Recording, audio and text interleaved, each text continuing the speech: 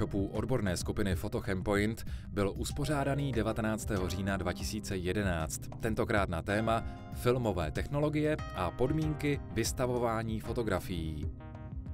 Cílem první části workshopu bylo předvést účastníkům přehled historických filmových technologií a současně používaných filmových technologií v České televizi.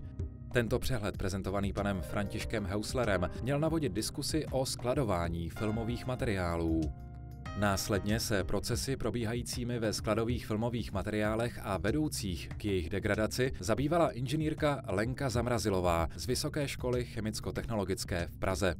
Druhá část workshopu byla věnována podmínkám vystavování fotografií, zejména klimatických. Doktor Ďurovič se přitom soustředil na světelné podmínky z hlediska dávky ozáření a možností dalšího vystavení tak, aby nebyl cenný dokument ohrožen. Inženýr Jakubec se věnoval měření relativní vlhkosti, teploty, osvětlení a možnostem jejich automatického monitorování.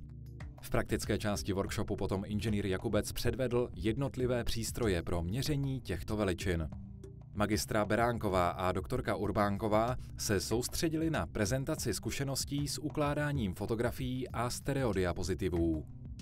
Organizátoři workshopu se snažili dát velký prostor diskusím k přednášeným tématům, dotýkajících se problematiky řešené na pracovištích účastníků setkání a také vytvořit vhodné podmínky pro navazování kontaktů mezi účastníky. Věříme, že workshop přinesl účastníkům mnoho podnětů pro vzájemnou spolupráci akademické a aplikační sféry.